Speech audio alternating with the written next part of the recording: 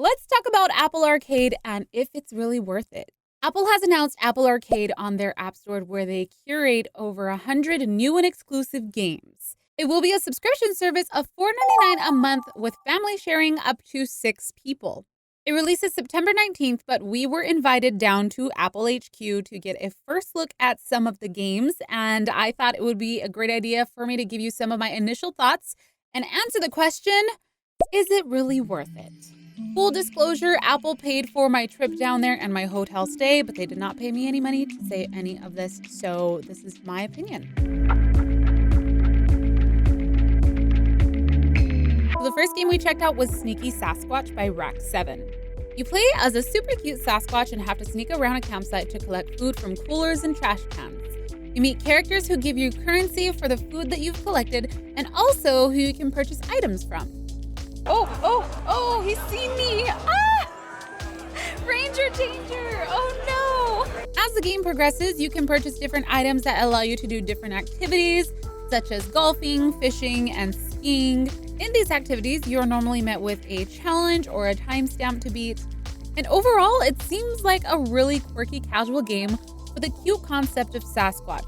Not really my type of game, but still is really cute. The next game we checked out is by the same developers, Rack7, and it is called Speck. It's a game where you guide a dot along a 2-dimensional line while maneuvering a 3-dimensional space to solve puzzles. This one I thought was really cool since you have another aspect to the game, AR mode. Okay, I gotta Oh yeah, now you got it. Oh my gosh, this is so cool. Now you got it. That's awesome! You guys know me, I am a sucker for AR, so once I heard there was an AR game that was going to be demoed, I was so excited to check this out. So it brings your puzzle into the real world where you, the camera, have to now maneuver and solve these puzzles. I feel like I look hilarious. I'm like getting my leg workout today. It was really cool because it challenges you to think of these puzzles in a new way, and I thought it was a really cool puzzler game. When I first picked it up, the game felt really intuitive and I didn't really need any sort of explanation. It was just super easy to pick up and I knew what to do. And it was also very rewarding whenever I would complete a puzzle. I definitely couldn't wipe the smile from my face when I was playing this game, so I would say if you're into puzzlers, this is one to check out for sure. So next up, I had my hubby, Red, check out a game called Skate City. And I thought this was appropriate because he used to skate back in the day. It's created by Snowman, and Skate City claims to capture the heart and soul of street skating. After watching Red play, it looked like it was really easy to pick up. The controls felt very fluid and intuitive, and he did say, and I quote, "It feels like whoever created this game knows how to skate." Coming from a guy whose AAM screen name was Skates08. So in the actual gameplay, there is a free skate mode or a time challenge that you can complete to gain credit in the game, where you can then customize your gear and your character's appearance. There's also a skill bar that you can put your points into to enhance your skater. So I really do like that customizable aspect to the game. Last but not least, we checked out Sayonara Wild Hearts by Annapurna, which I was the most excited to check out after seeing it on the keynote. This game is a pop album video game where each level is a different song from the album.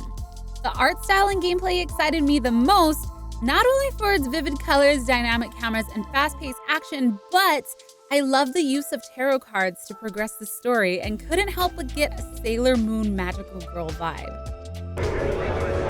I love this so much already. So cool. The gameplay was really smooth, the art style was mesmerizing, and I loved everything about this game. I also love the fact that you're able to play this with a controller. I forgot to mention that with the new iOS 13 update, you are able to play all of these games on an Xbox or PlayStation controller across any Apple device. So I'm actually playing this one on the Apple TV, but if you wanted to, you can play on your tablet or your phone.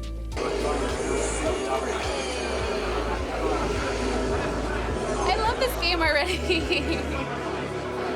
So, the big question, is it really worth the $4.99 monthly subscription? I would have to say, based off of the games that I played today, absolutely. If you play mobile games, you will know my pain when you have to pay to win or pay to play or watch an ad to play or even just annoying pop-ups that just totally ruin the gaming experience. From a business standpoint, I totally understand why developers need to do that to generate money, but they compromise the overall gameplay experience just to give the consumer the option of a free-to-play game.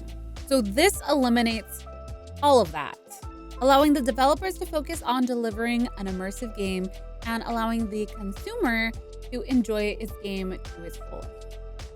Now, the verbiage that Apple decided to use during the announcements, exclusive games, can kind of be misleading. When I heard this announcement, I personally thought that all games released through Apple Arcade would be exclusive to Apple Arcade. But upon doing a little bit of digging, I found out that Sayonara Wild Hearts is actually releasing September 19th, the same date, on the Nintendo Switch. Now, I'm only using this as one example, but I wanted to point out the price that this game is on the Switch, and that is $12.99. So $12.99 will get you one game on the Switch. Well, that price would get you 2-month subscription, 100 games, including that one game that you're paying for. I feel like it's a no-brainer. I would be interested to see what other exclusive titles Apple is going to release. How often are they planning on releasing these games? But for now, I definitely think that Apple Arcade is something worth looking into, especially if you have a family. Well, I don't really have a family yet, unless you count cats and dogs. But I would love to hear what you guys think. Do some of their titles seem appealing to you? Are you going to be purchasing Apple Arcade? Leave a comment down below. And if you enjoyed this type of video, please let me know. Leave a like, subscribe, turn on notifications, and I will definitely do some more coverage of Apple Arcade if you all are interested in seeing that and having me check out the games before you have to pay the monthly subscription. I'll totally do that for you. Let me know. As always, thank you so much for watching. My name is CupquakeHQ, and I will see you all later. Bye!